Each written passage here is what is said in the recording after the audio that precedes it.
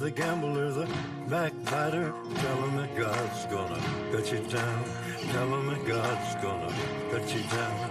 Tell him that God's gonna cut you down.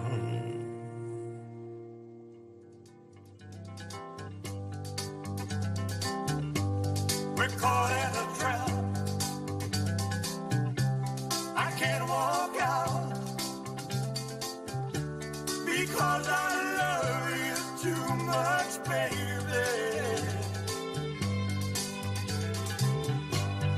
Why can't you see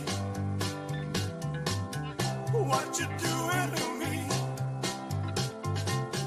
When you don't believe a word I say.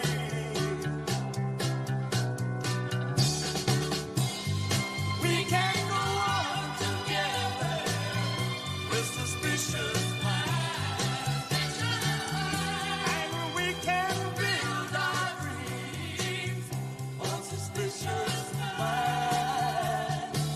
So if an old friend I know stops by to say hello, would I still see suspicion in your eyes? Here we go again, asking where I've been. You can't see the tears are real, I'm crying. We can't go on together with suspicious minds, and we can build our dreams on suspicious minds. Won't let our love survive, or dry the tears from your eyes. Let's don't let a good thing die. When honey, you know I've never lied to you. Yeah, yeah. We're caught in a trap. I can't walk out because I love you too much, baby. Why can't you see what you're doing to me? When you don't believe a word I say, don't you know I'm caught in a trap? I can't walk out because I love you too much, baby. Don't you know I'm caught in a trap?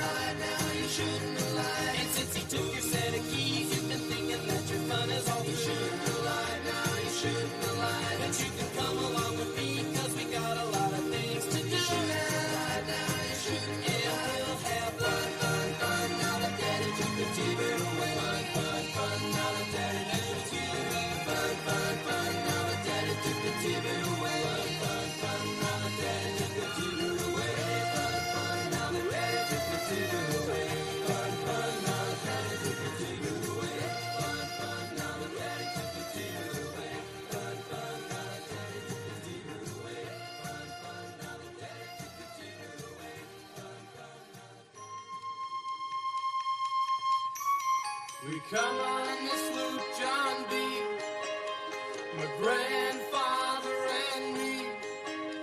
Around Nassau town we did roam, drinking all night. Got into a fight. Well, I feel so broken, I wanna go home. So hoist up your John D. sail,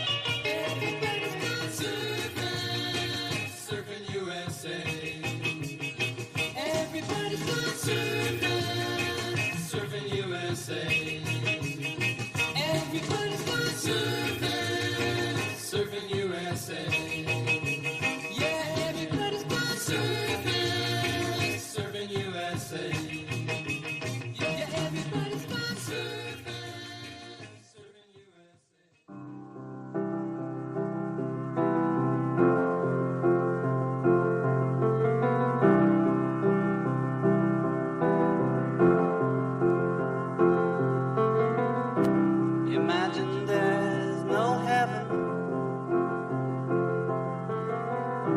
It's easy if you try. No hell below us. Above us only sky. Imagine all the people living for today. Imagine there's no countries.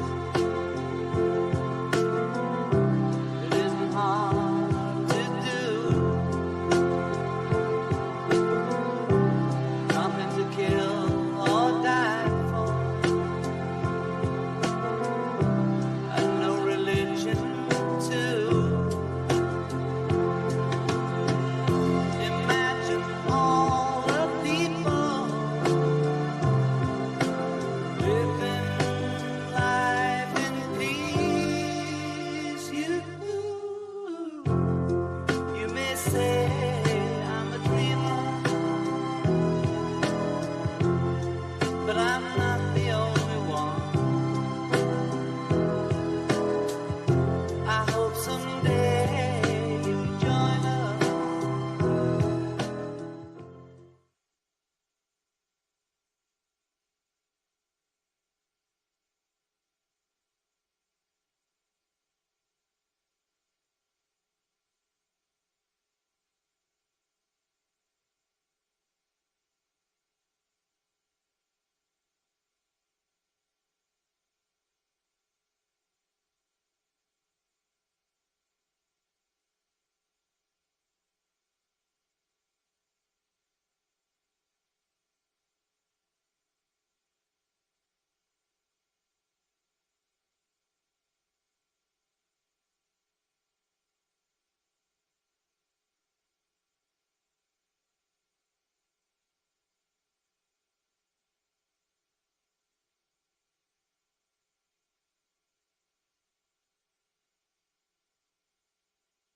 Ladies and gentlemen, please welcome to the stage Congressman Tom Tiffany.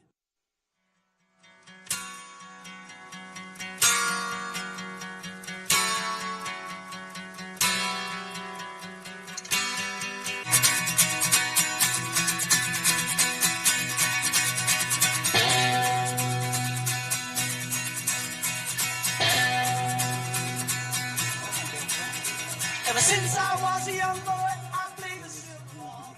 Hey, how's everybody today? Wisconsin, are you ready for a new governor? Yeah.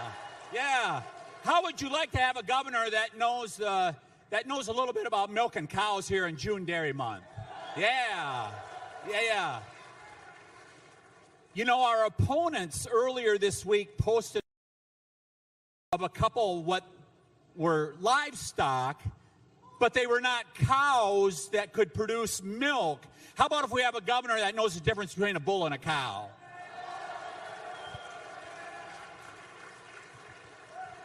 Folks, I grew up not far from here, just about 30 miles to the west of here, little town Elmwood, Wisconsin. Grew up on a dairy farm. Yeah, Elmwood, hear it.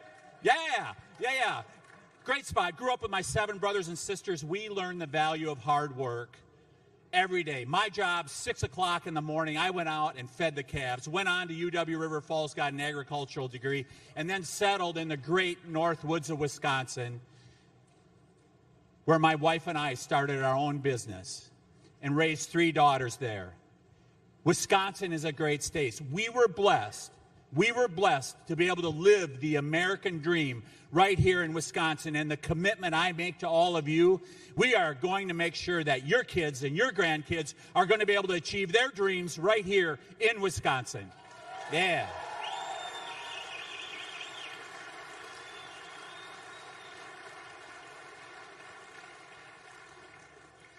Well, we've seen the state of Wisconsin has been in decline over the last couple years, and we can do so much better. And the commitment that I make to you is I will bring a record of results. I will bring common sense to Madison. And And we're going to provide the leadership you deserve to unlock the great potential of the state of Wisconsin. Let's make Wisconsin great again. Yeah.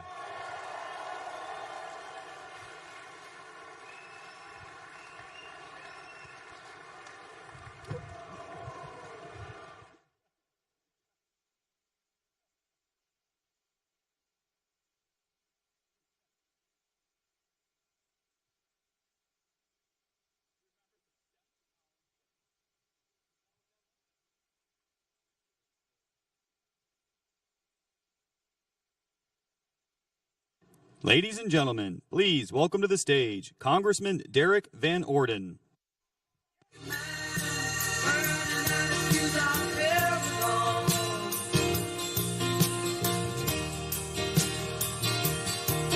Thank you so much for coming out. Who here is excited to see President Donald J. Trump? Yes. Yes. Guess who else? Brooke Rollins is here, our awesome Secretary of Agriculture. I want to welcome everybody who's not from the 3rd to the 3rd. This is the most beautiful, productive, awesome space in the entire planet, and you're welcome to our home. If anybody you hear says that Donald Trump and this administration doesn't care about the farmers, you can look him straight in the eye and tell him that's a pile of manure, because the man is right back there. Yeah!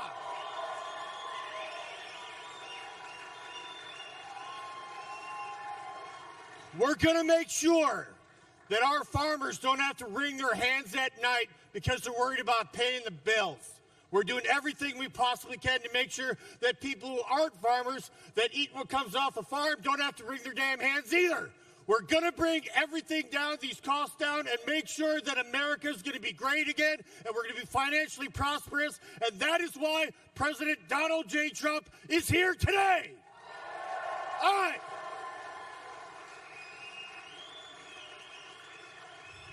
So the sooner I get off the stage, the sooner I can actually come out there and say hi to you and shake your hands. I want to say this last thing. I hope that God blesses you and your family. I hope that God blesses the great state of Wisconsin, and that God bless the United States of America.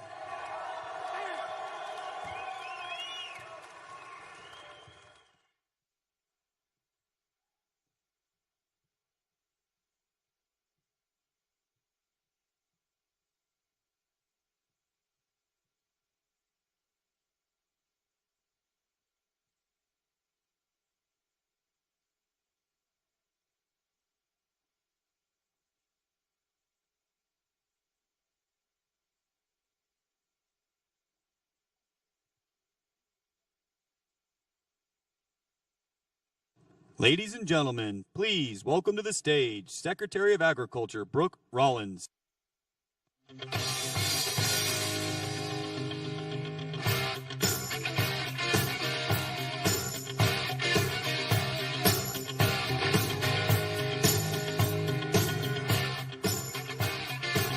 Hello, Wisconsin. Who is so excited that President Donald J. Trump is here today with us on this beautiful farm in Wisconsin? Oh my goodness, y'all. Listen, a couple of really quick things, and then I think we're going to get this show on the road. Number one, there is no president in American history, at least in our lifetimes, that loves our farmers and rural America more than President Trump. Can I hear an amen? There is no one that is going to fight more to ensure that we can preserve the last best hope of freedom in the world. And the only way to do that is to preserve this way of life. Rural America, the heart of America, the original founding of America, our incredible agriculture, rural America, farmers, ranchers. Can I get an amen? There is nowhere in America, nowhere in the world, but in this country, where we put our farmers, our ranchers, what we do, what you do every day, the righteousness of tilling the land, the hard work, the importance of feeding and fueling and clothing, not only America, but the world. Can I get an amen? Y'all, it is the honor of a lifetime to serve in President Trump's cabinet. It is the honor of a lifetime to be the 33rd Secretary of Agriculture.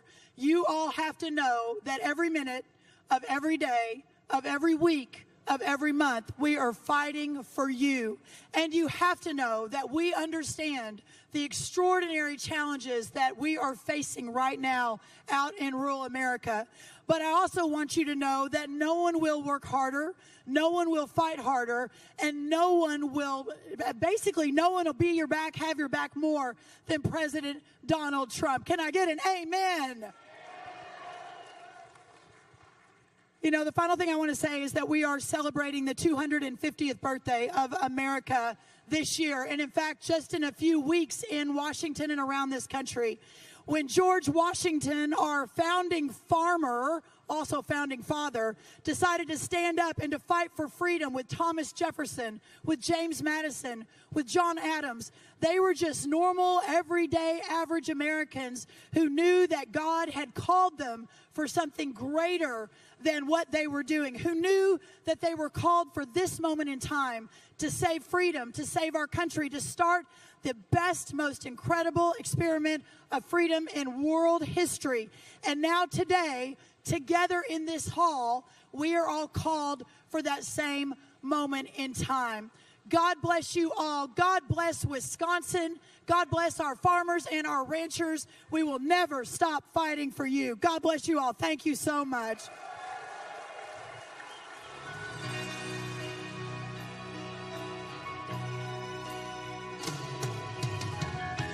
When I look into your eyes, I can see love restrained.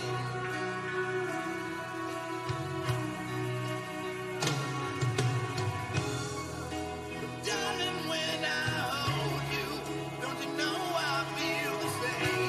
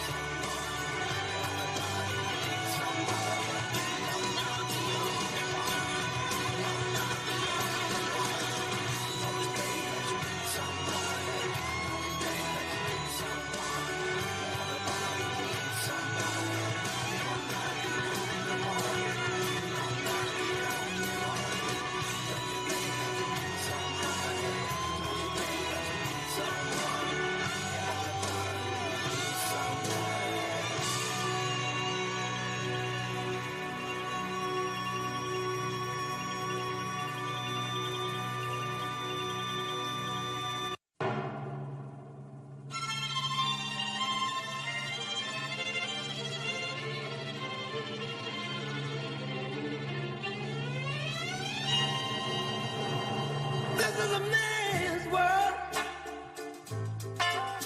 This is a man's world. But it would be nothing without a woman or a girl. Said one more time. This is a man's world. This is a man's world. But it wouldn't be nothing without a woman or a girl. You see, man made the cars to take us over the road. Man made the train carry the heavy load. Man made the electric light take us out of the dark. Man made a boat for the water like Noah made the ark. This is a man's world. But it wouldn't be nothing, nothing without a woman or a girl.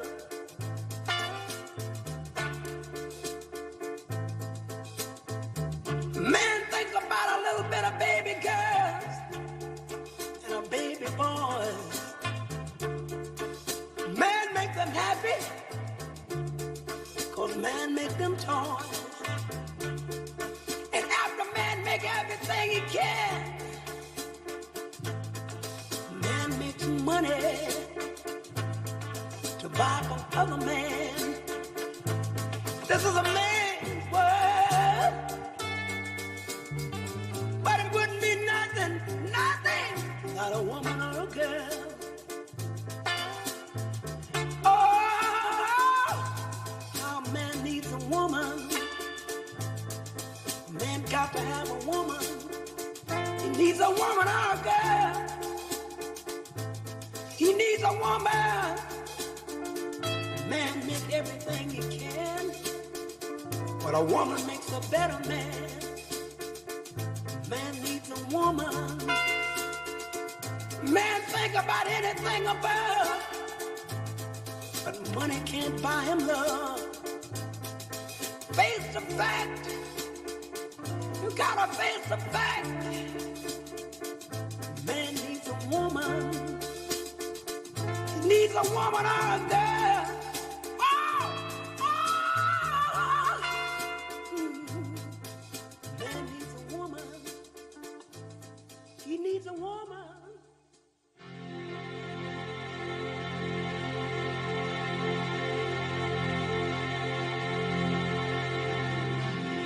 It's been 7 hours and 15 days since you took your love away.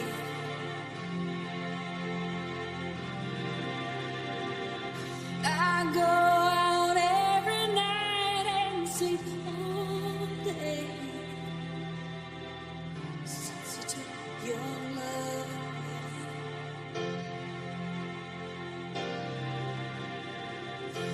Since you've been gone, I can do whatever I want. I can see whomever I choose.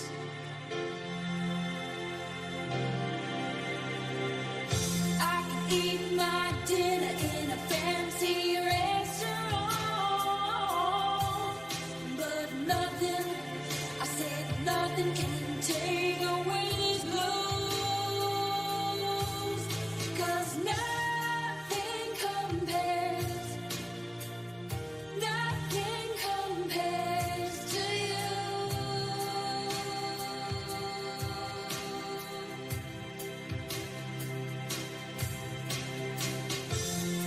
It's been so lonely without you here, like a bird without a song.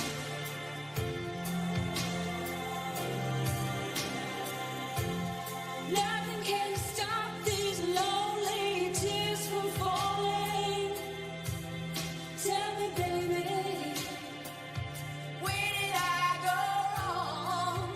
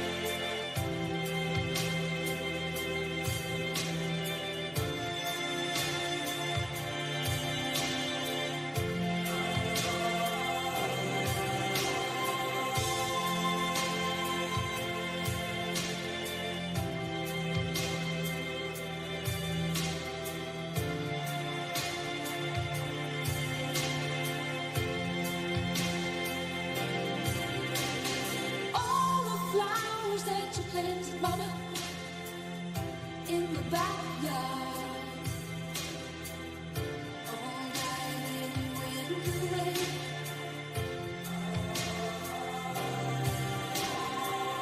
I know that living with you, baby, was sometimes hard,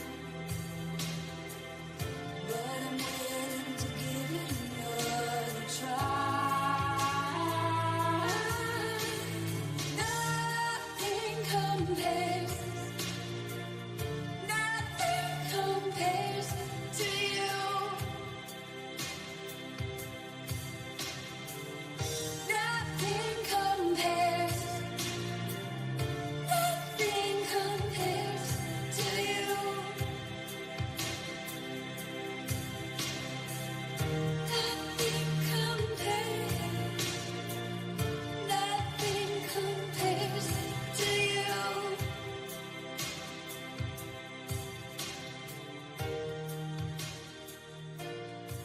Please, please, please, please. Please, please, please. Honey, please. Oh, yeah. Oh, yeah. Oh, I love you so. Baby, you did me wrong. Well, you done me wrong.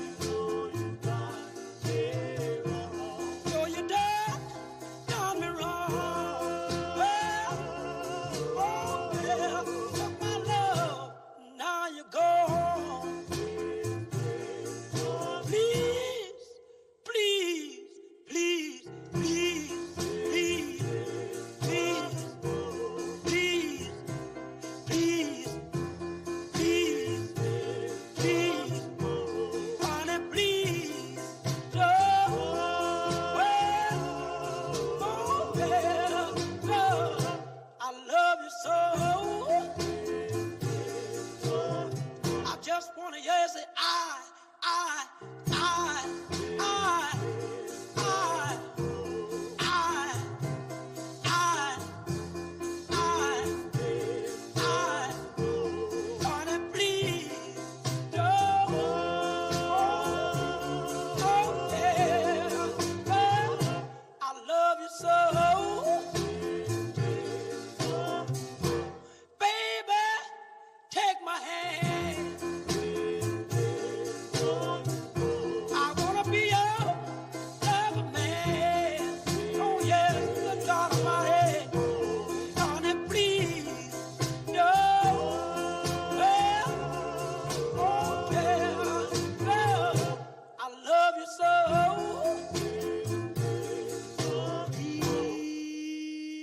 Please don't go. Please don't go. Honey, please don't go. Girl, I love you so. Please, please.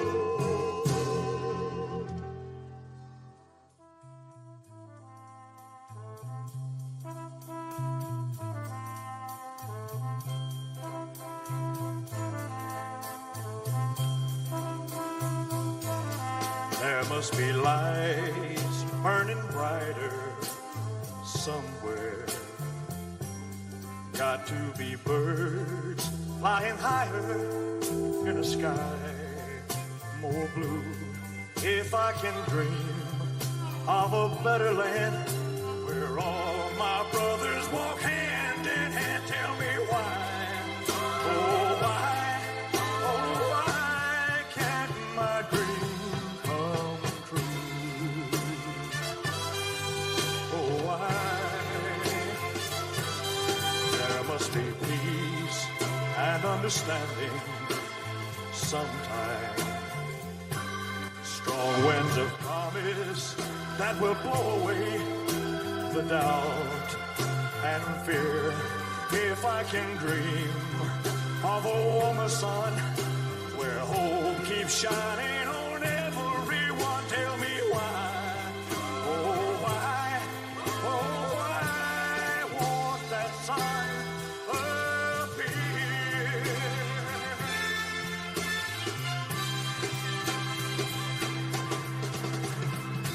We're lost in a cloud with too much rain.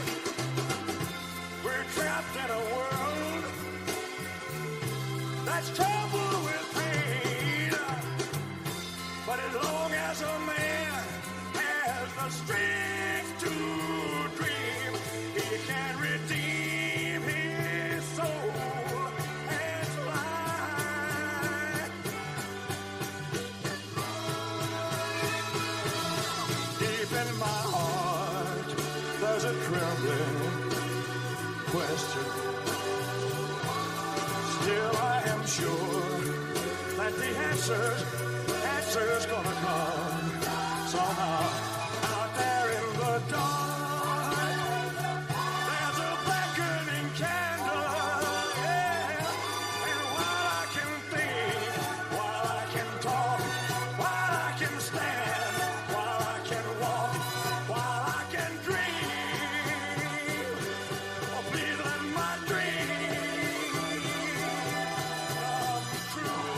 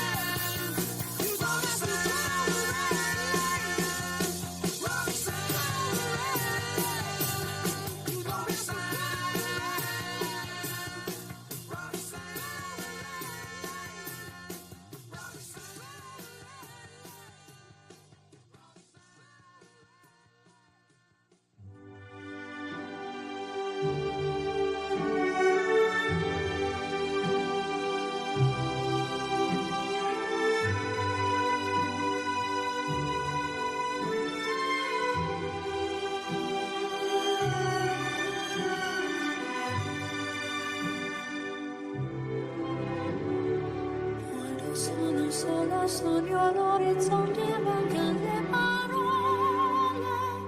Sì, lo so che non c'è luce in una stanza quando manca il sole. Se non ci sei tu con me, su le finestre mostrar tutto il mio cuore che è acceso. Chiudi dentro me la luce che hai incontrato per strada. Time to say goodbye. Paesi che non ho mai veduto e vissuto con te. Adesso sì li vivrò con te.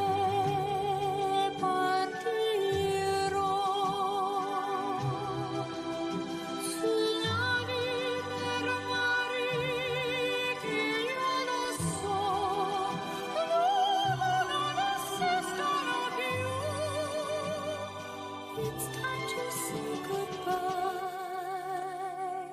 Quando sei lontana sogno all'orizzonte e manca le parole.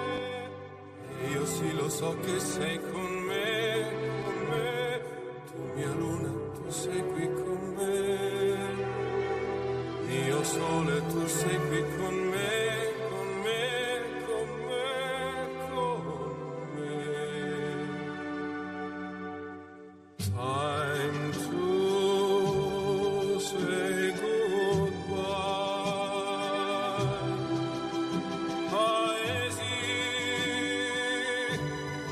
che non ho mai veduto e vissuto con te. Adesso sì li vivrò con te.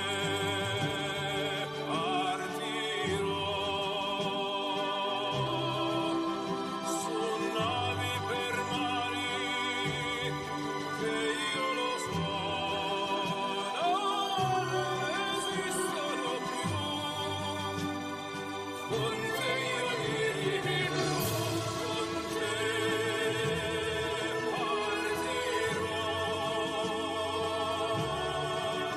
su navi per mari che io lo so non esistono più.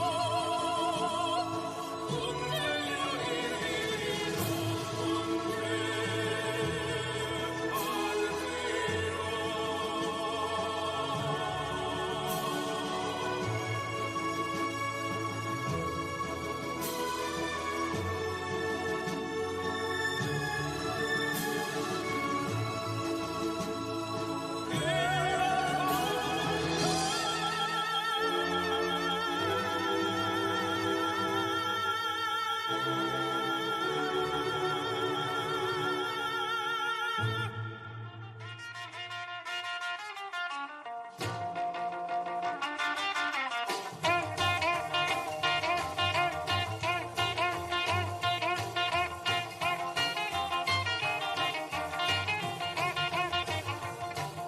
Deep down in Louisiana, close to New Orleans, way back up in the woods among the evergreens, there stood a log cabin made of earth and wood, where lived a country boy named Johnny B. Good, who never ever learned to read or write so well, but he could play a guitar just like a ringing a bell. Go, go! Go, Johnny, go, go! Go, Johnny, go, go! Go, Johnny, go, go! Go, Johnny, go, go!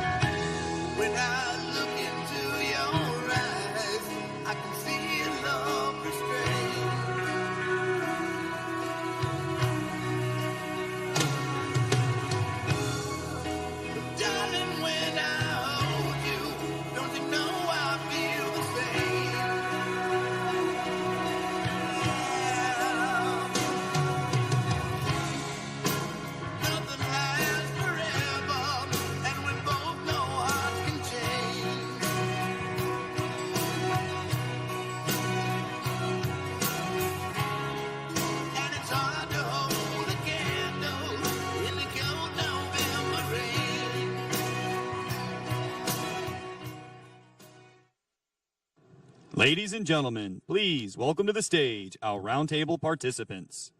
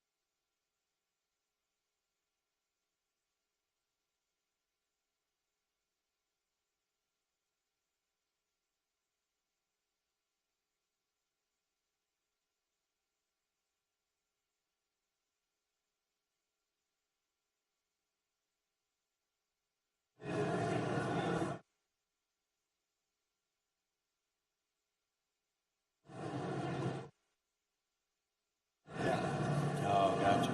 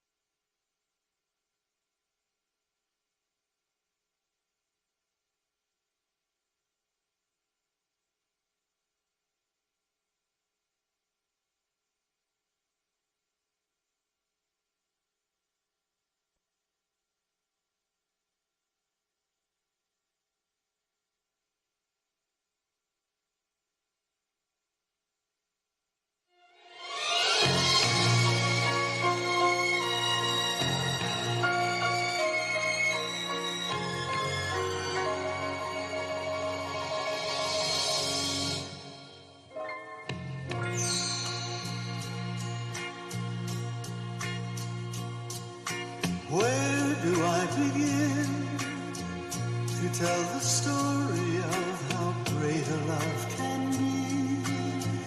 The sweet love story that is older than the sea. The simple truth about the love she brings to me. Where do I start? With her first hello, she gave a meaning to this empty world of mine. There'd never be another love, another time. She came into my life and made the living fine. She fills my heart. She fills my heart with very special things, with angel songs, with wild imaginings. She fills my soul with so much love that anywhere I go,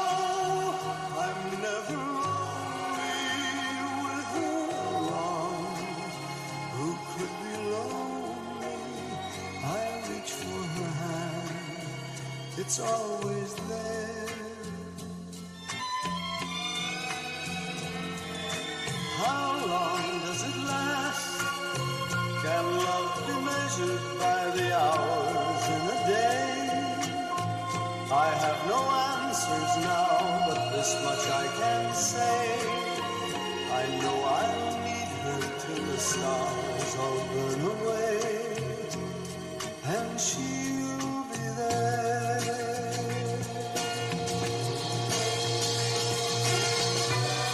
How long does it last? Can love be measured by the hours in a day? I have no answers now, but this much I can say. I know I'll need her till the stars all burn away, and she'll be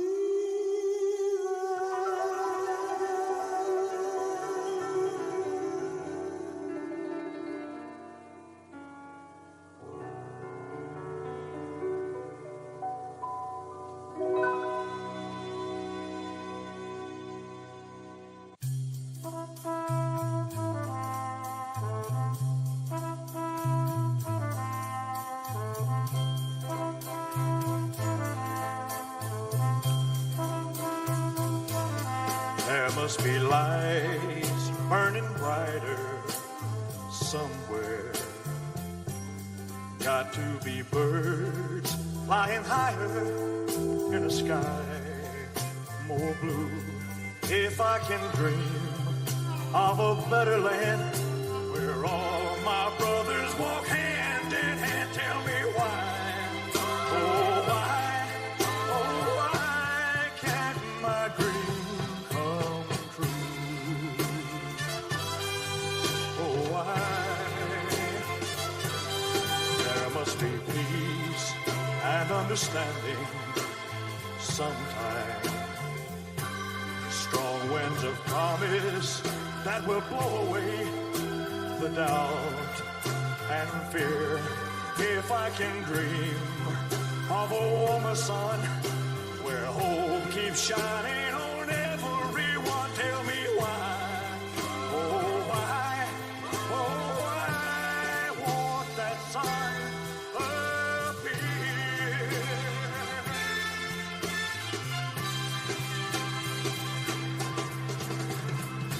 We're lost in a cloud with too much rain. We're trapped in a world that's troubled with pain. But as long as a man has the strength to dream, he can redeem his soul and fly.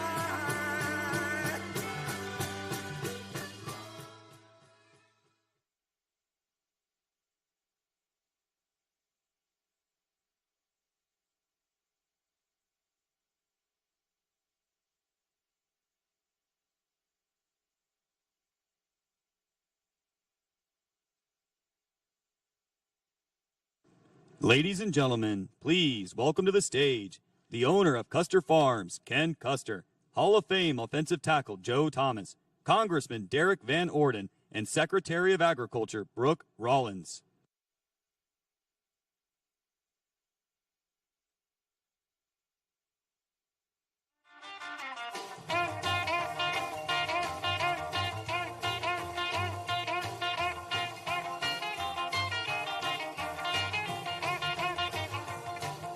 Deep down in Louisiana, close to New Orleans, way back up in the woods among the evergreens, there stood a log cabin made of earth and wood, where lived a country boy named Johnny B. Good, who never ever learned to read or write so well, but he could play a guitar just like a ringing a bell. Go, go!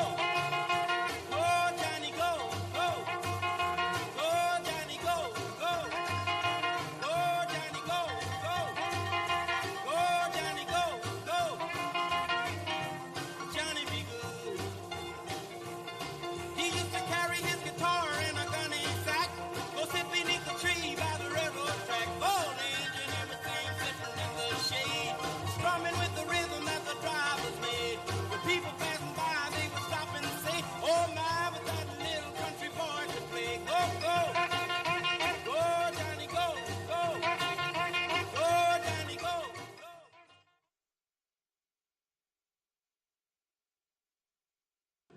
Ladies and gentlemen, please welcome the President of the United States, Donald J. Trump.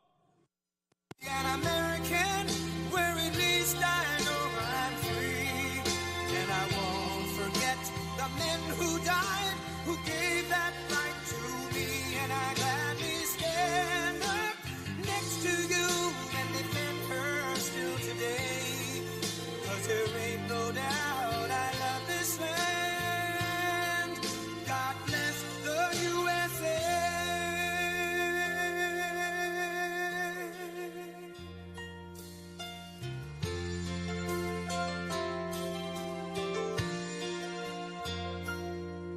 From the lakes of Minnesota to the hills of Tennessee, across the plains of Texas, from sea to shining sea, from Detroit down to Houston and New York to LA, where there's pride in every American heart, and it's time we stand and say that I'm proud to be an American, where at least I know I'm free. And I won't forget the men who died, who gave that right to me. And I gladly stand up next to you and defend her still today. 'Cause there ain't no doubt I love this land. God bless the USA.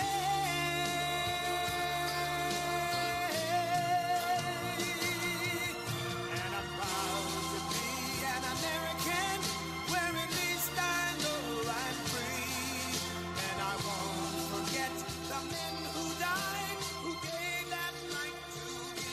And I gladly stand up next to you and defend her still today. 'Cause there ain't no doubt I love this land. God bless the USA.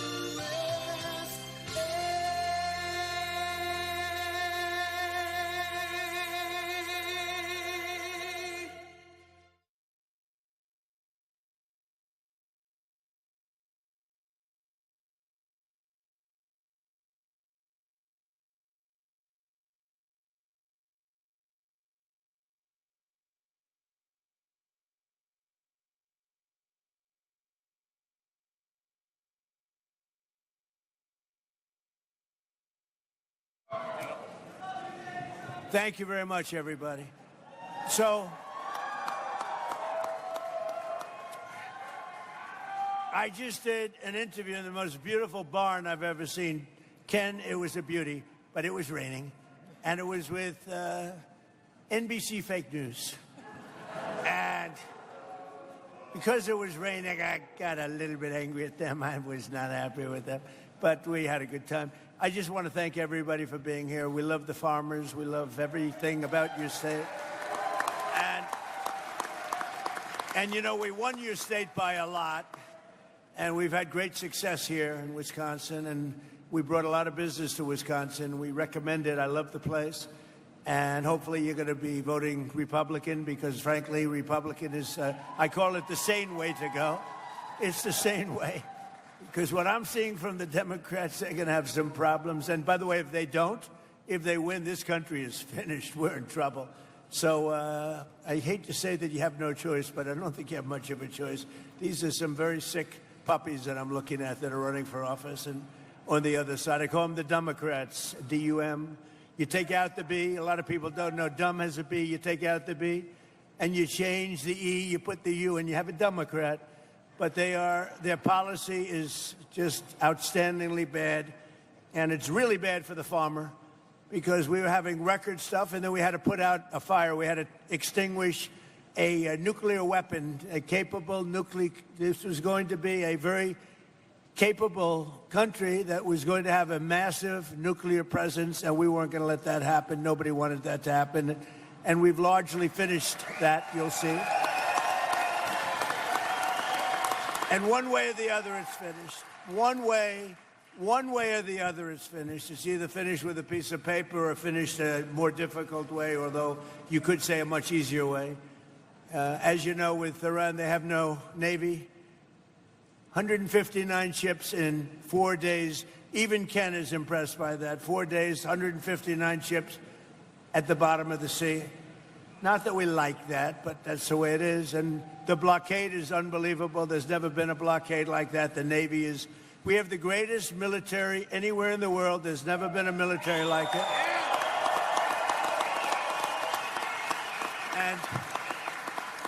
And if you remember when all the heat I was taking from the Democrats, will be nice, I'll use Democrats at least half the time. But if you remember the heat that I had to take to get help for the farmer and also to get help for the military, because they don't want anything to do with the military, the farmer, or for the most part, they don't want anything to do with anything good. And that's why the midterms are coming up. And I hope you people are really spiritized, because we're at a point, we're going to come out of Iran very quickly, and it's going to be very strong, one way or the other, whether it's a piece of paper or the very tough way, okay? The very tough way is maybe the easier way. But we're going to come out, and your fertilizer prices are going to go way down, just like they were 4 months ago. Your fertilizer's down, your energy's down, your oil, your gas is all coming way down. And frankly, I thought it would go much higher than it did. I thought, frankly, that gasoline would be much higher than it was. I was in Iowa, another place I like a lot, and it was just before we started the excursion to Iran, and we passed gas stations. It was $1.85 a gallon, and we're going to get them down to those numbers again very quickly. But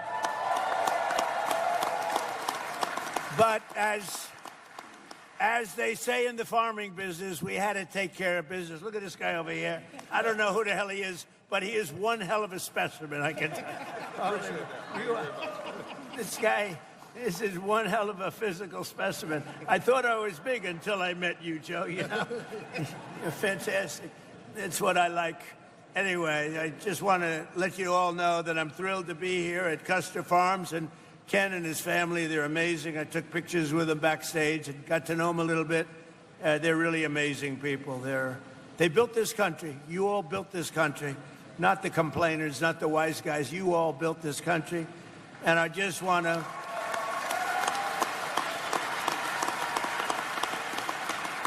And I just want to let you know that Wisconsin, for me, has been just a great place. You know, it's known as difficult. It's difficult. You got to be good to win. But we won here, as you know. We won it a lot. And we're trying to figure out who the few people that voted against us are. We're looking for them right now. But today we're celebrating the historic strides for some of the most loyal, hardworking patriots anywhere in the nation. And they're really called our American farmers. And we're with you 1,000%, or I wouldn't be here.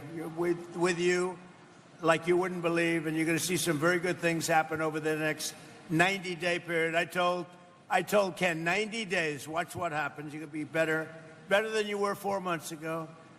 And before we begin, I'm delighted to report that for the third month in a row, the jobs numbers, I guess you saw them this morning, they just got released, and they smashed all expectations by actually 3 times with...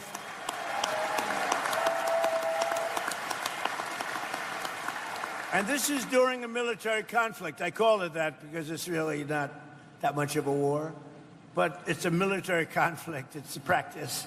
But this is 172,000 jobs were created in May. That's about 4 times higher than anticipated.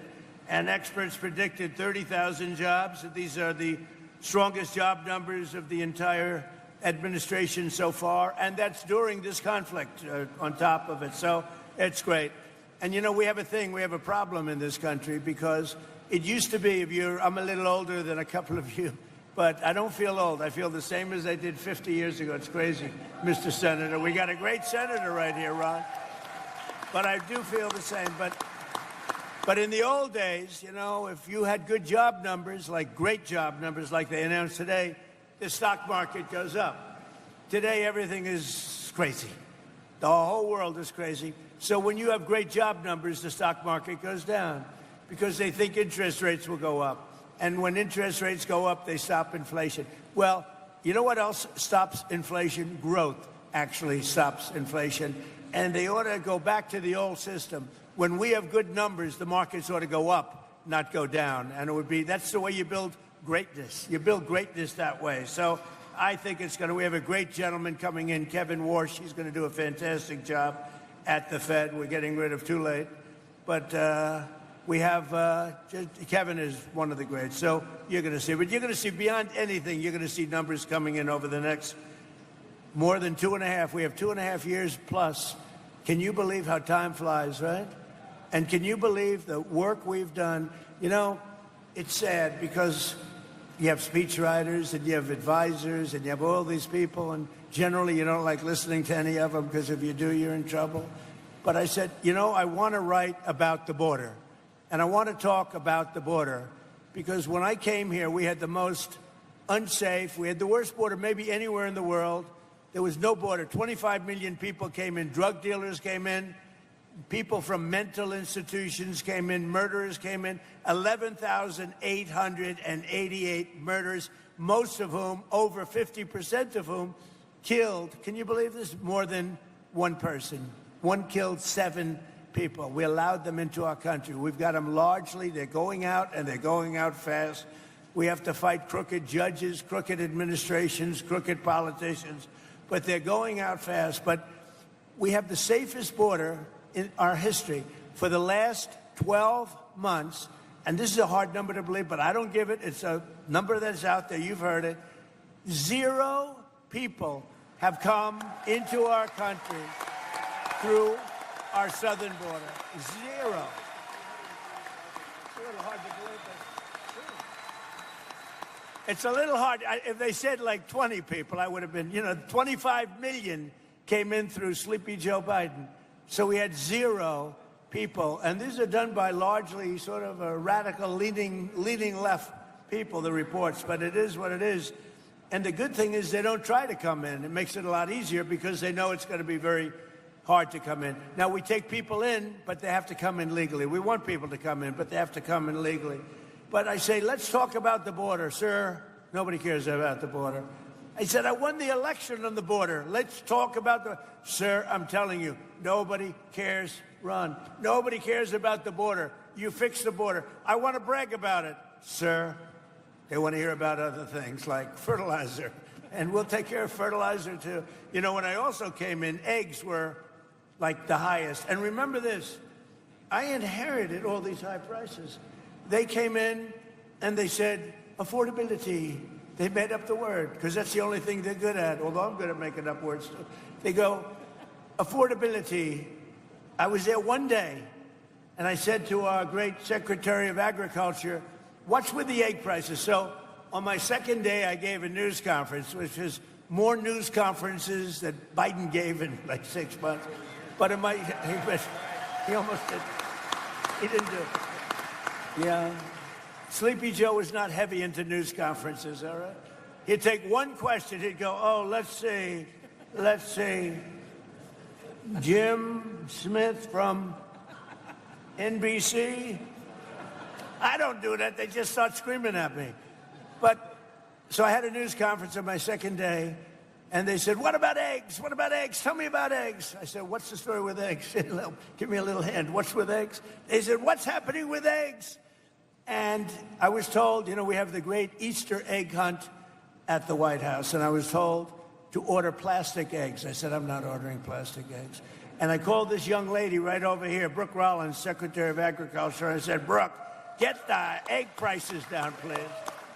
And she got them down. And by the way, speaking of, Tom Tiffany is one of the best congressmen in our country.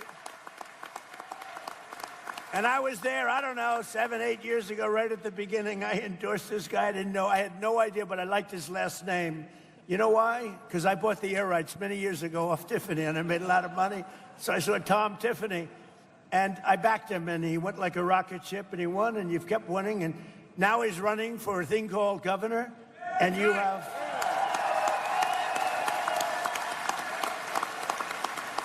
And you have... I don't want to knock him because he's finished after this, but you have a very sleepy governor, too, and you got a very sleepy... But I can tell you, Tom Tiffany is running for governor. He's a winner, and he's going to do a great job, okay? Right? Good luck, guys.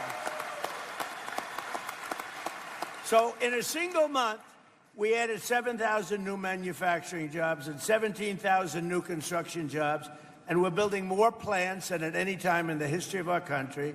We have $18 trillion coming into the United States.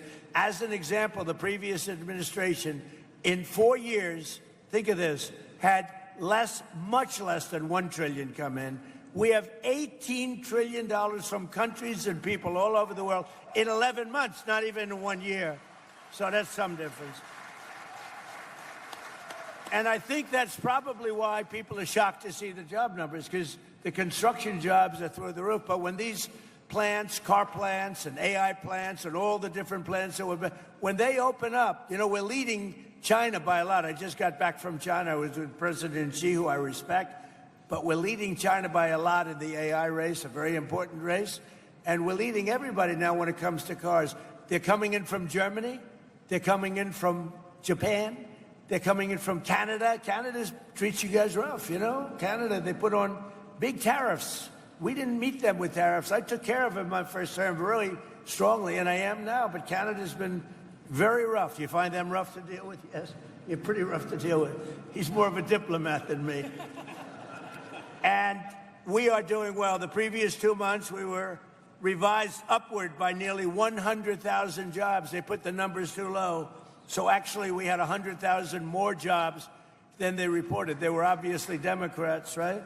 Wages for workers continued to rise, and for manufacturing workers, wages are up more than 8% since I took office, which is close to a record. Think of that. A blue collar is doing better than it's ever done before. And your farmers, if you remember, we had a bad patch in my first term where China and other countries were sort of boycotting the United States. And I met with the farmers, and I said, I'm going to get you something for it because you've been treated very badly. And I got $28 billion for the farmers in the first term, remember? I just asked Ken whether or not he got it. He said, I did. And we're looking at something also. Right now, we're looking at something to take the place of what's happened, because it's artificial. What happened to you is artificial with the energy and with the fertilizer. So we're looking at something. But in the first term, I got the farmers $28 billion. And I'll never forget, I was in the White House. I had about 35 farmers along this big, beautiful table. Not as beautiful as this table, okay? But this gorgeous, beautiful White House table, all the best. And I said, I'm going to get you a subsidy.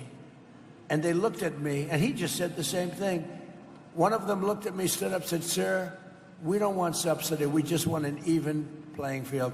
I said, nobody ever said that to me. All they want is money. You understand that? First time. Nobody ever said that. I've had so many meetings with different groups, different industries. If I said, I'm going to get you $28 billion, they say, oh, get it as fast. They actually said, we don't want it. Now, I got it for you anyway. I didn't notice anybody turning it down, but I got it. But they said something that no other group said, Ron. They said, we don't want a subsidy. We just want just an even playing field, fair trade. They just wanted to be treated fairly. And nobody else has said that but the farmers. So we love you. We love you guys. So we're building more factories now than at any time. And we've also had huge drops. And I'll tell you, this is something that's amazing. African-American unemployment is now doing better than it's ever done. And I don't know where that stat came from, but I'll take it. I don't know where the hell that stat came from, but we'll take it. And a short time ago, we were a dead country. We were dead as a doornail. If you look, go back 2 years, we were a laughing stock all over the world. We had a president that couldn't walk up a flight of stairs. He couldn't walk down a flight of stairs either, you know. And we had everybody, we were a laughing stock all over the world. And I was with the King of Saudi Arabia because I wanted him to invest trillions of dollars into our country. Look at that whole situation now, too. It's very interesting. But he was good, and he said to me, you know, President, it's amazing. A year and a half ago, we thought you were a dead country, and now you're the hottest country anywhere in the world. And we are. We're the strongest, we're the hottest, and we're the most respected country anywhere in the world. So, as I said, the stock market just hit 73 all-time records in a short period of time. We've had 73 all-time record highs.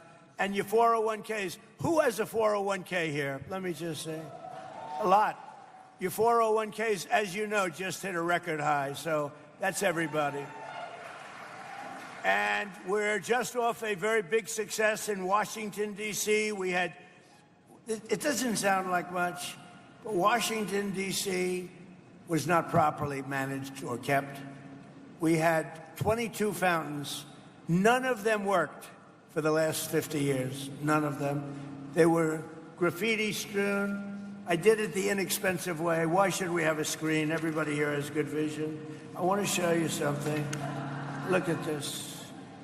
I'm going to show you the cheap way, okay? We don't want to bring screens. It costs too much money. Look at that.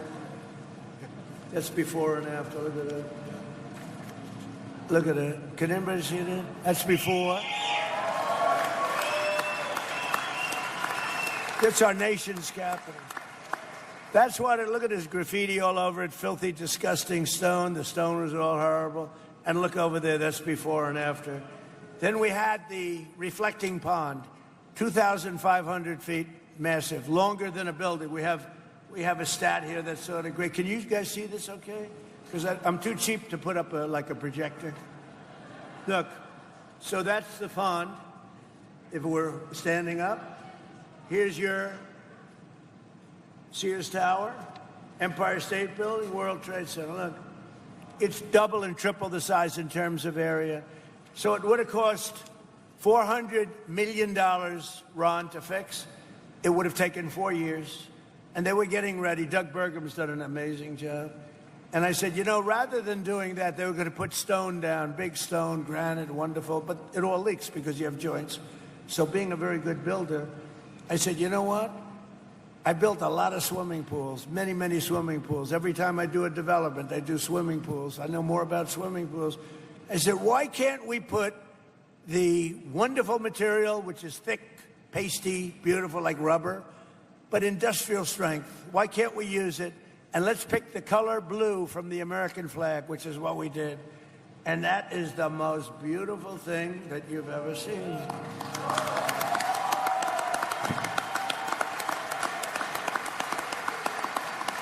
And look at that. I mean, look at that.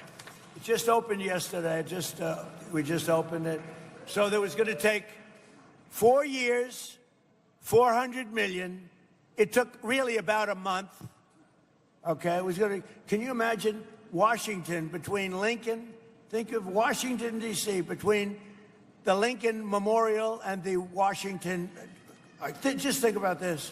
You know that beautiful spire in honor of the great George Washington and the beautiful Lincoln Memorial. So between there, thousands of feet long. It was built in 1922, and to be honest, it never really worked. It leaked like a sieve because it was stone and concrete. So I took over the project. Now, Barack Hussein Obama, have you heard of him? Barack Hussein Obama spent, and Joe Biden, Sleepy Joe, they spent a total of about $150 million trying to fix it. They never got it opened. It never worked. It was terrible, disgusting. It was garbage-ridden. And I said to my pool guy, I said, take a look at it. And he said, well, sir, we can do it. We'll get industrial strength. And I used some guys, not him, I used some guys, but he gave me some good ideas because he's a pro.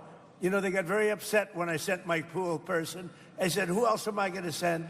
So I sent him over, and we sprayed it and put down beautiful, like a pool coating. It'll last maybe 50 to 100 years. So here's the thing, 400 million versus like 10 million. 4 years versus a month. Can you imagine? Can you imagine? And the difference is, look, here's your Lincoln Memorial. You have the Washington Monument and the Lincoln Memorial. Look at that. Beautiful. Look at how that reflects. It's like a mirror. Off beautiful, clean water. They had like garbage. Barack Obama wanted to save money, so he took the water out of the Potomac. That didn't work out too well. A lot of things were coming out of that river into this pond. It wasn't good. So we just think of it. So like a month of this work, we actually added to it. We did the sidewalks because once we did this, we had to do the rest because it looked so good. But think of it, 400 million versus like 10 million bucks for a better job. 4 years versus a month for a better job. We have many things like that. I talk about that all the time. We do a lot of things like that. So we're very proud of Washington. We had 22 fountains that didn't work. All of the fountains, not one fountain in Washington worked. Out of the 22 fountains, they're all looking beautiful, just like the one I showed you. And now they're clean, they're beautiful, there's no graffiti. Washington, D.C. is a safe city. It was a very unsafe city a year and a half ago. And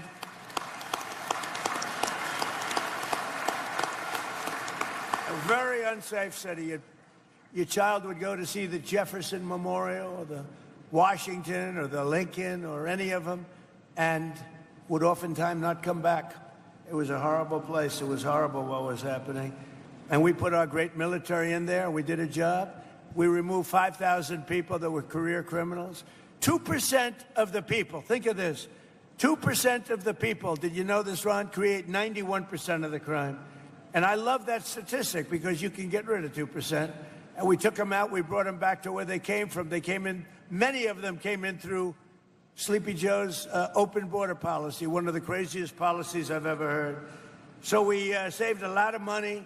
And you go to Washington, D.C., new grass. People say they don't even recognize it. We did that all in a little bit more than a year. And even I said, I mean, it's amazing. But maybe the biggest thing is we don't have, it's considered now a very, very safe city. And you can go there and you're going to be 100% perfect. We had the restaurants were all closing and now they're opening up. They don't have enough restaurants anymore. It's like, it's a beautiful thing to see. Every day my administration is fighting to protect and defend the jobs and livelihood of our great farmers. I love our farmers, our growers, agricultural producers, ranchers from coast to coast. Under the last administration, Biden and the radical left Democrats in Congress crushed farmers with brutal restrictions, crippled you with the worst inflation. So the Biden administration had the worst inflation in the history of our country. They say 49 years, 48 years, but whether you say 48 or forever, I think it was forever. We had the worst inflation we've ever had, and think of that, and failed to negotiate even a single new trade deal for our farmers. They didn't negotiate one new trade deal for our farmers. I just made a great deal. I came back from President Xi, and he's buying billions and billions of dollars worth of soybeans and other things, and you're seeing that starting to kick in. Thank you. So by contrast, in my first year back in the Oval Office, average farm incomes for agricultural producers in our country have skyrocketed by more than 20%. Now, it's been over the last couple of months since we went in for the military operation. You've seen fertilizer go up and you've seen energy go up. It's going to come down to where it was or lower. You'll be very happy. Otherwise, Ken is going to call me. He's going to bawl me out, and I'll say, oh, sorry, Ken, I was only kidding, right? All right. He knows I'm going to do it. With Republicans in Congress like Tom Tiffany, like Derek Van Orden. Where's Derek? Derek. This guy he fights like hell. He's in a little bit of a community that tends to be on slightly a little bit more than we wanted left, but he loves them all, and he's very popular, and he's going to win by a lot. You're doing well. I understand you're really doing well, so thank you, Derek. And he's a real fighter, and he's a great guy. We've been friends right from all of us. We've been friends right from the beginning. So we passed the largest tax cuts in American history with a great, big, beautiful bill. We made the small business tax deduction permanent, benefiting 98% of the farmers and ranchers.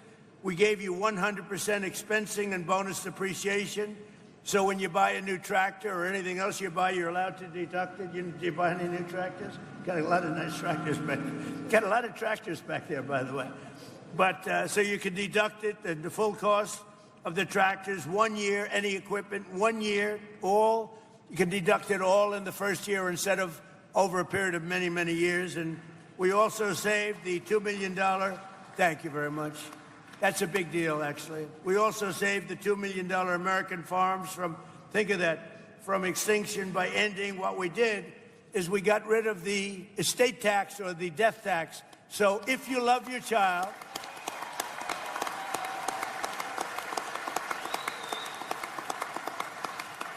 if you love your child, if you don't love your child, then don't worry about it. It doesn't make any difference. Does anybody not love your child in the audience?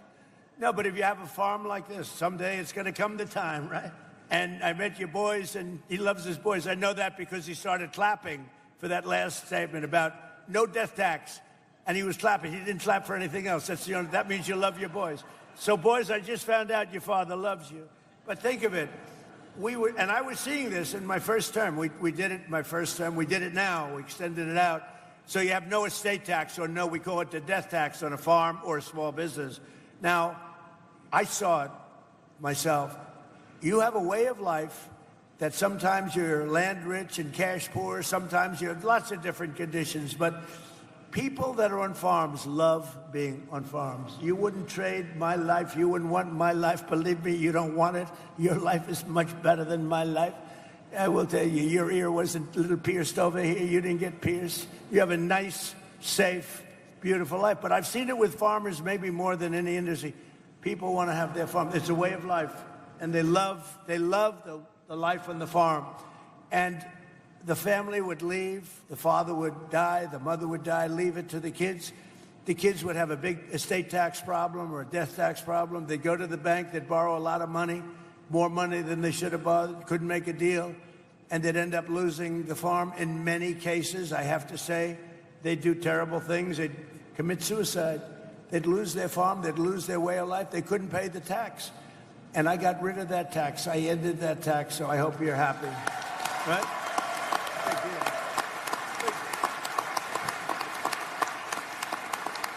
And the Democrats fought me on that, by the way. If they ever got in, I think they'd end that. But if something happens, if you love your child, you want to leave it. You have no estate tax, no death tax to pay. And every single Democrat in Congress voted against these critical measures. They voted against the no tax on tips, no tax on Social Security, no tax on overtime. They all voted against all of this stuff. They voted against a tax reduction.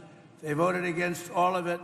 And they voted against saving your family farms from the death tax. So just remember that when you go into the polls, because they'll change it back immediately. There's something wrong with these people. All of these things that we have done. And Tom, Tiffany, I have to say, you were so helpful. And Derek, what the job you've done with me and helping to get it passed. And let me tell you, that man is a senator. He loves the farmers and he loves your state.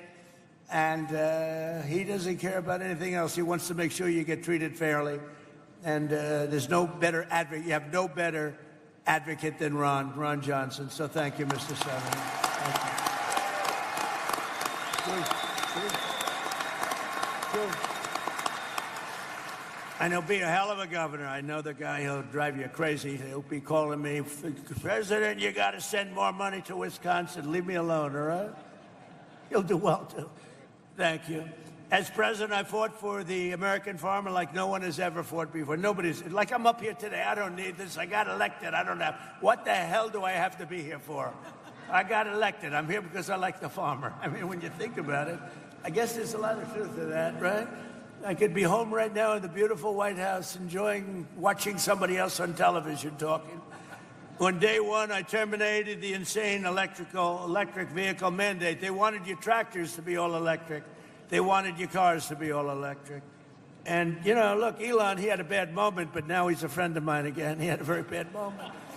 He's 80% brilliant, and 20% he's got little bad moments. But I love electric cars, but you know what? Not everybody wants them, and not everybody, in terms of distance and lots of other things. And I think they're great, but I also want to see all gasoline. I want to see the hybrids, which are great. I want you to have anything. And they wanted your tractors, you know. They wanted the tractors to be turned into all electric. And that didn't even sound good to me, right? That didn't even sound good to me. And it wouldn't have worked very long. You would have had to stop every 15 minutes to get a new charge. How would it be if you're driving your tractor along, everything's wonderful, and then Ken, he wants to work?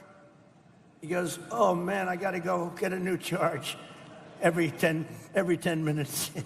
That's not too good, right? You'd rather be able to operate it for about 4 days before you fill it up, right? So anyway, so we solved that problem. We ended the electric mandate, okay? And on day one,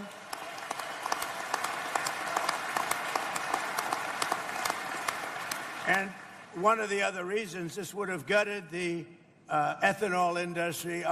Do we have fans here of the ethanol industry? Okay. Because if they got in, they will end the ethanol industry in one swoop, so you better remember that. And we eliminated all unnecessary restrictions on sales of E15, and I've made it clear that we're going to go E15 all year round, and I think it's something that you want, right? Do you like that? Are you happy with that? Are you happy? So they put a lot of these guys, that's all they talked about, E15. They were driving me crazy. They called me, can we talk about E15? How about something else, right? Tom Tiffany would call, can we talk about E15? But anyway, you got your wish, fellas, okay? And we massively expanded crop insurance and issued a historic $12 billion in farm relief. So it's $12 billion, but it was $28 billion in my first, and we're looking at that right now about increasing it. And to stop major equipment manufacturers from restricting you from fixing your own farm equipment, we gave you the right to repair. Do you like it? The right to repair.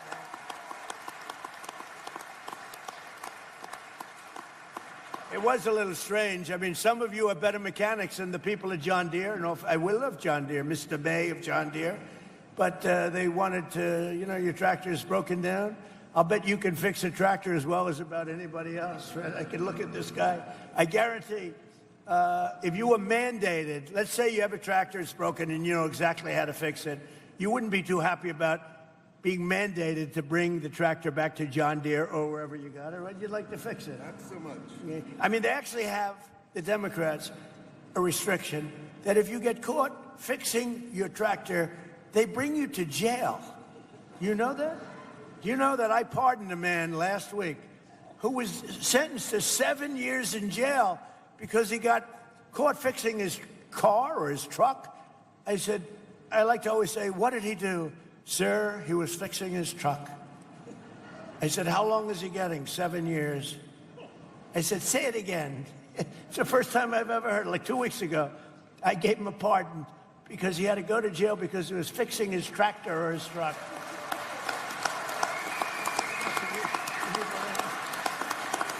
So I promise, Ken, if you ever get caught fixing your tractor or truck, I will give you a pardon, okay? No, but these are the crazy Democrats. That's what they want. I terminated the ridiculous so-called diesel exhaust fluid requirement. Does that mean anything to you? Big, right? Joe is happy, so I want to keep him happy just in case he gets violent. He's happy. And I repealed the Biden-era EPA, just the crazy waters of the United States. It sounds so nice. It's the worst rule that you've ever had. Waters of the, how could it be nicer? What a beautiful title. It was like taking your land away from you. It was horrible. And I totally repealed it. And there are some people, when I did that repeal, I had a lot of farmers and contractors, builders, house builders, in my office. And I announced the repeal in front of them. I signed it. And these are tough guys. In fact, they look like him, just smaller. And who isn't smaller? I think everybody's smaller. But no, they look like Joe. And they were crying. Half of them were crying. You remember that? Half of them were crying. I said, why are you crying? What's the big deal? He said, you gave us back our life. They actually had their life taken away. They couldn't touch their land. If they even touched it, they were in violation. They also would go to jail. That was the crazy environmental nonsense that we're all putting up with, which has largely ended. Perhaps most importantly, with our historic trade deals, I've dramatically expanded exports of American meat, poultry, soybeans, biofuels, and of course, Wisconsin dairy, the best, right?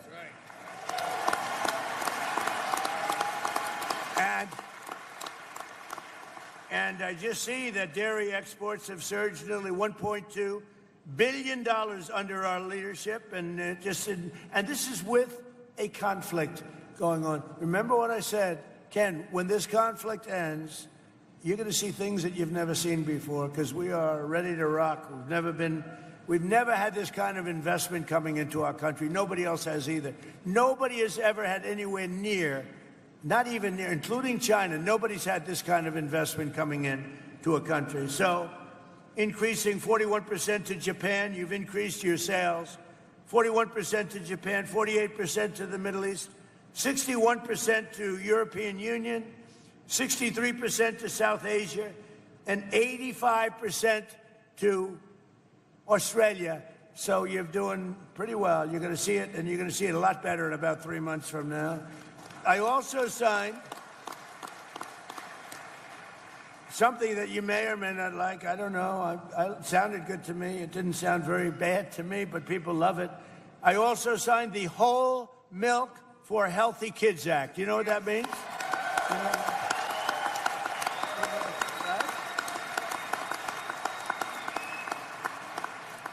That was another one. I had a big signing at the White House. We had some people that have been fighting for that for years.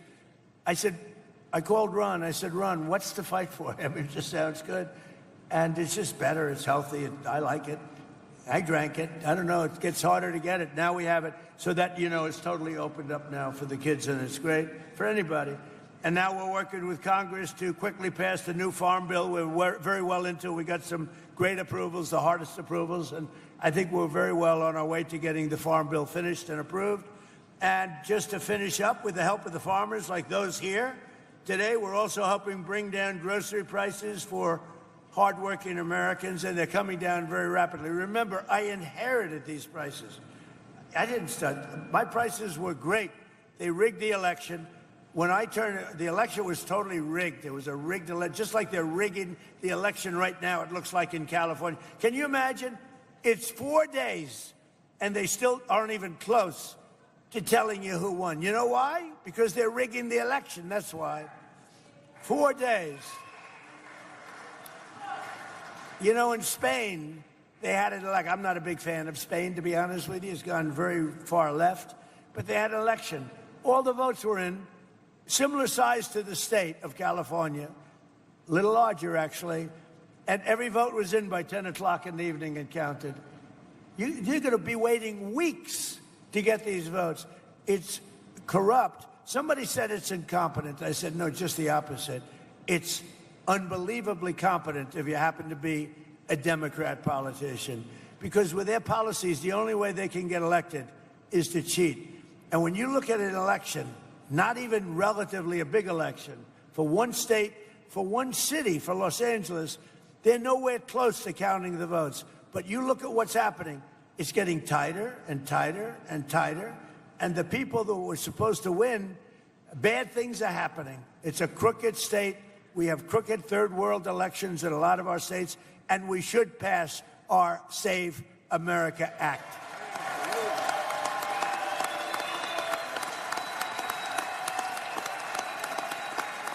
Amazing.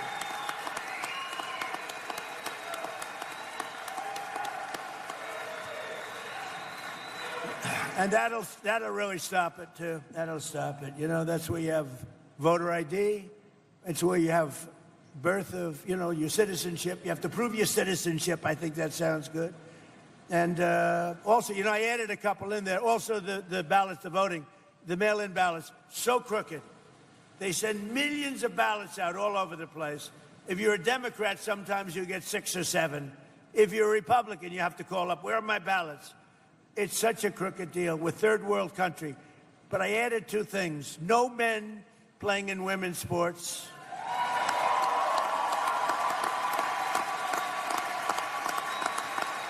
And this is like best of. No transgender mutilization surgery on your child, on your children. None. So we added them in. So we inherited very high costs, and we're getting them down. They're coming down very rapidly, and when fuel comes down, they're really going to come down. And I just want to say it's an honor to be here. We have Senator Ron Johnson. We have Congressman Tom Tiffany. We have Congressman Derek Van Orden. We have Hall of Fame offensive lineman Joe Thomas. Look at the size of this guy. Good boy, oh boy. So you're a Hall of Fame Did anybody get by you? Never. He's a good-looking man. That's great, Joe. It's great to know you. Really good. Great career, too. I know who you are. Former president of Line and Kugel Brewing Company, Jake Leinenkugel. Thank you, Jake. The owner here of Custer Farms, and he's a great guy. I think I can almost call him a friend. We had a great time back there and a wonderful family. Ken, thank you very much.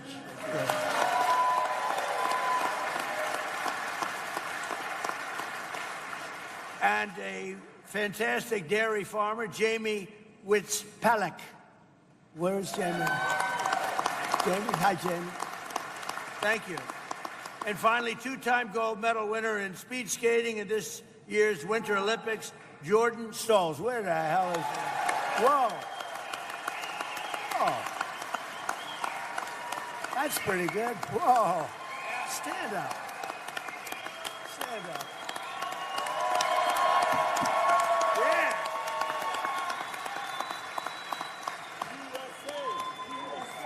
USA! USA!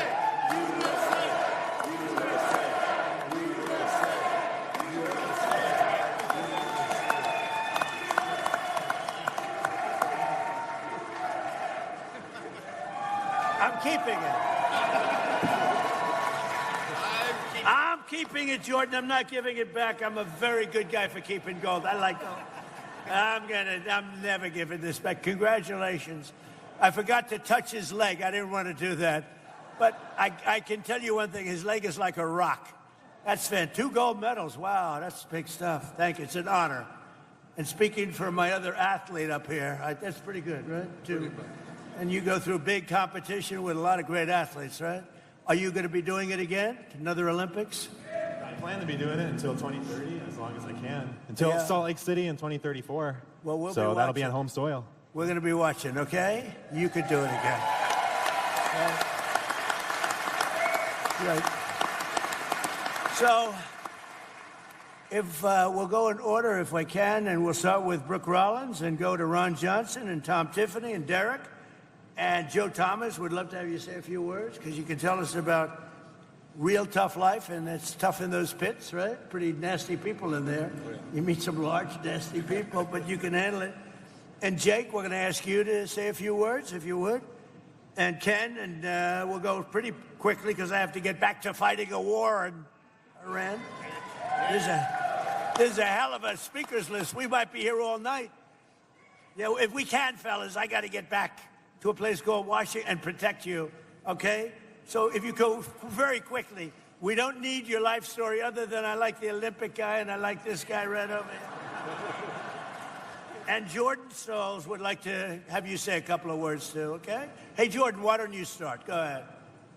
Well, first I want to thank you to all the farmers who are here, and I don't think people really understand how much you guys make a difference in the country. I mean, you guys are the backbone of the nation, and for me, myself, personally, I try and eat as clean as possible, and, you know, a lot of steak, a lot of dairy, and, you know, you guys are the backbone of Wisconsin, so I just want to say thank you to all the farmers and everybody who could make it here today, and, of course, to the president. That's good. Thank you, Jordan.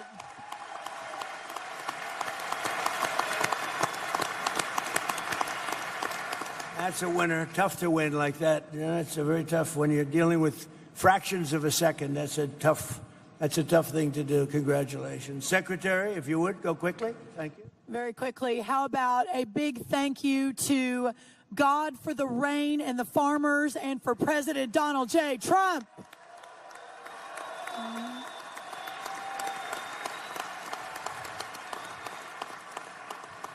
President Trump mentioned that when he came back into office, we inherited an almost $50 billion agricultural trade deficit, meaning under Sleepy Joe Biden, not one new trade deal was struck, and we lost $50 billion of market access around the world for you, our great farmers. But in just a little over 1 year, 19 new trade deals have been struck.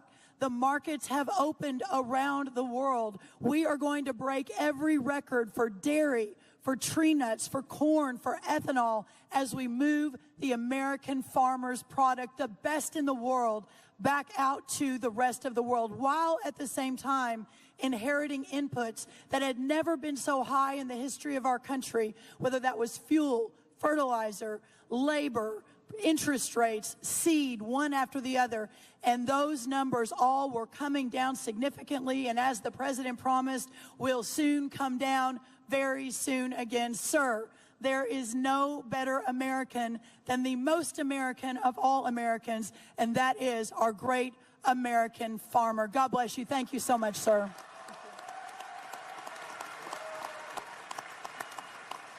Ron Johnson, please.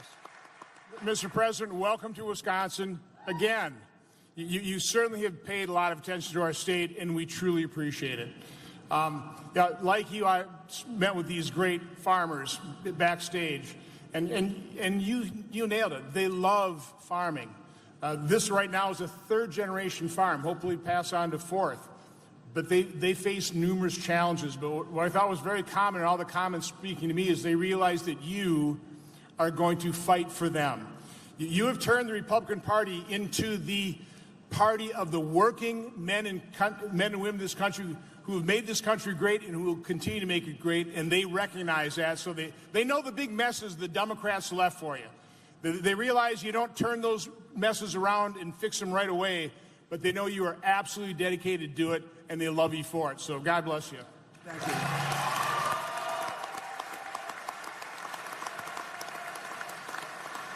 So your next governor, hopefully your next governor, Tom Tiffany. Please, Tom. Mr. President, where we sit here today, I grew up about 30 miles from here on a dairy farm, milking cows with my brothers and sisters. I want to thank you for signing that bill, whole milk for healthy kids. There's no reason kids can't have whole milk in our schools. Thank you very much for that. And I also want to thank you, and I want to thank the Secretary of Agriculture, because you've stood up for forestry. We are now once again managing our forests here in America that have been left in decline for 3 decades. You are doing good things on that front. And the final thing that I want to say to you, that gentleman to your right was the impetus 6 years ago when I came into the Congress of the United States, showing what a disaster it was to convert our beautiful, productive farmland in Wisconsin and across America into intermittent sources of power like wind and solar. He was the impetus behind me talking to you about that. Remember July 2nd last year when we had that meeting in the White House? This is what we talked about, and it has led to higher utility rates, and it has led to the destruction of our farmland. We're not going to allow that to happen here in the state of Wisconsin.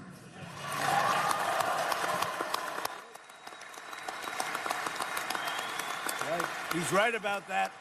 He's right about that. Derek, please. Mr. President, yesterday we got to spend about an hour and a half in the Oval Office, and you announced the $50 million that you are sending to the state of Wisconsin for clean, beautiful coal. Thank you for that. Mr. President, you signed a $50 billion rural health care infrastructure bill. Of that, over $200 million is coming to the state of Wisconsin to make sure that we have health care in our rural areas. Thank you for that, sir. You signed whole milk for healthy kids into law, sir. You just reopened every single domestic market in our schools, and that is amazing for the MAHA movement, for our kids, and for our dairy farmers. Thank you for that, sir. Thank you, Derek. Last thing, E15. We are bugging you, and this is the thing about the president you don't know. You call him, he answers the phone. And he understands these issues inside and out. So when he was sort of joking about us talking about E15, sir, you took that on board hard. The only reason that E15 year-round got through the Congress is because of Donald J. Trump, and that did so much for our row croppers, sir. Thank you very much, and welcome back to your second home.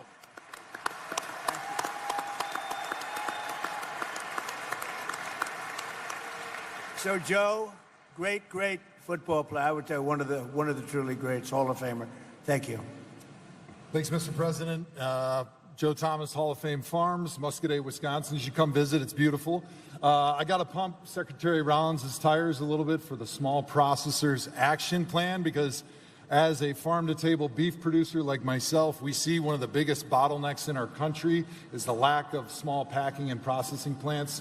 For people like me that are trying to raise farm-to-table beef, Wagyu and Angus, and be able to feed our community, and she's doing great work with that new mission to be able to help us be able to feed our communities and not have to rely on trying to get into the big four packers, which is often impossible and leads to higher costs for the customer and less money and revenue for the farmer and the producer. So thank you very much, Mr. President, and thank you, Secretary Rollins, for all the work you're doing for us small beef producers. On Wisconsin. So Joe, he played a long time in the NFL. He's a Hall of Famer. Who is the greatest quarterback you've ever seen? Oh, that's a tough one. Is anybody listening here? Because Brady and Manning were pretty good, and I'd have a hard time picking between either one of those guys. And who is the greatest running back you've ever seen? I never got to see him in person, but Jim Brown or Barry Sanders are my two. Okay, good. For football fans, got to keep it. That's good. Thank you very much. Please, Jake, thank you very much. Mr. President, thank you very much for coming to Wisconsin. As we all said, I want to just say, without the American farmers, we as a company would not be able to brew beer. In fact, out of all the thousands of breweries across America, you supply the most important ingredients here in the USA: barley, malt, wheat, and we use some corn.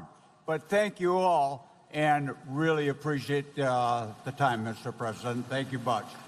Thank you, Jake. Thank you. Ken, please. First off, Mr.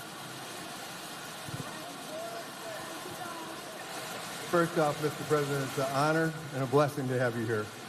We are, there isn't in the sound on the roof is a blessing.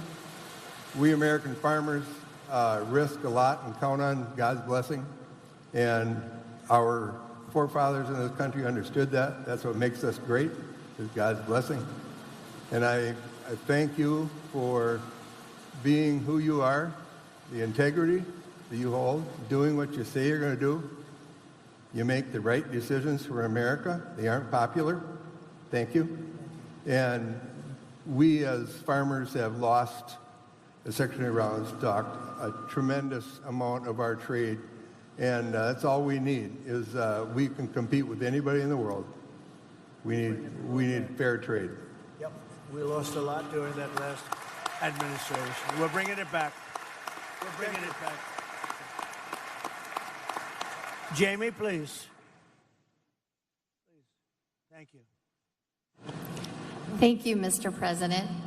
So I want to say, as a dairy farmer and a mom, I don't know why he's doing that. Let's go a little bit further back. Yep.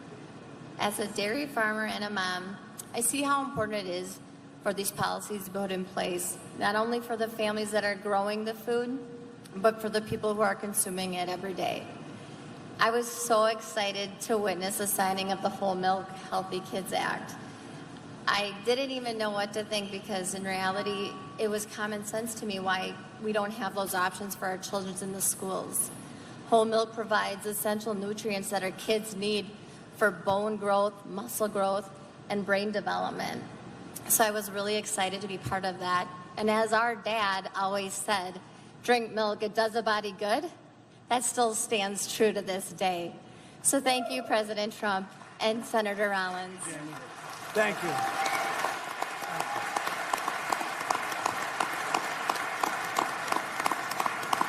And Steve? First of all, thank you for coming to Chippewa Falls, Wisconsin, and hearing us out here. Really appreciate that. And as I sit here and represent the farmers of this state and the farmers of America, I think we've all experienced some tough times here in the last 4 or 5 years. And and listening to what you guys are saying, I'm very hopeful for some better times coming. And you know, some of the stuff that we see and talk about that really affects us is the monopolization of the inputs. You know, at this point there's 4 seed and chemical companies in the country that control 78% of that.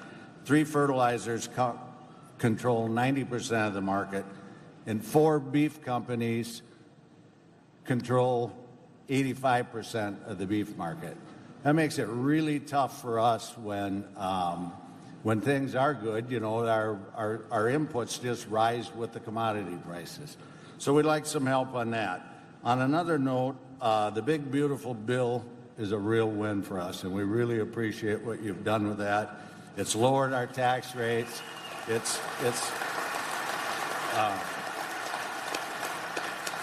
given us the ability to pass these farms on to the next generation.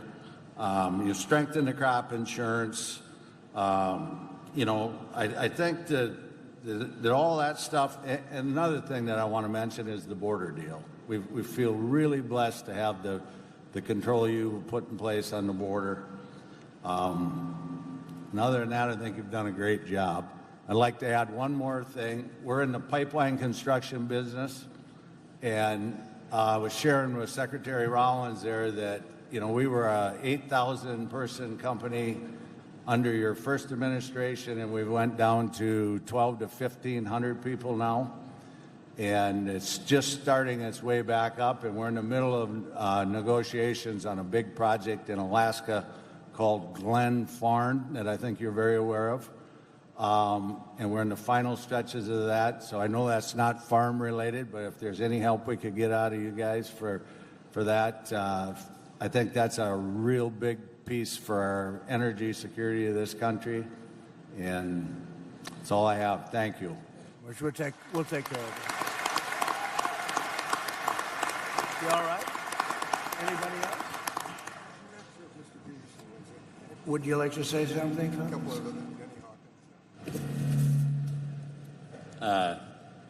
Thank you very much for, like he said, the One Big Beautiful Bill Act. That was those tax credits, a lot of the stuff that supports the American agriculture through the trade side as well.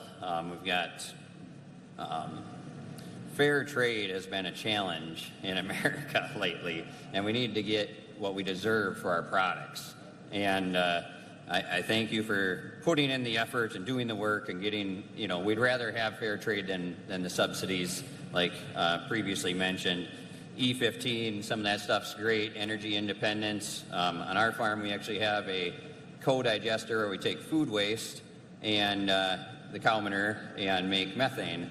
And I think some of that can also help increase local energy independence and keep some of our food that we all work so hard to produce from going in the landfills. So thank you very much, and thank you for being frugal with our tax dollars on repairing Washington. Good. That's right. Thank you.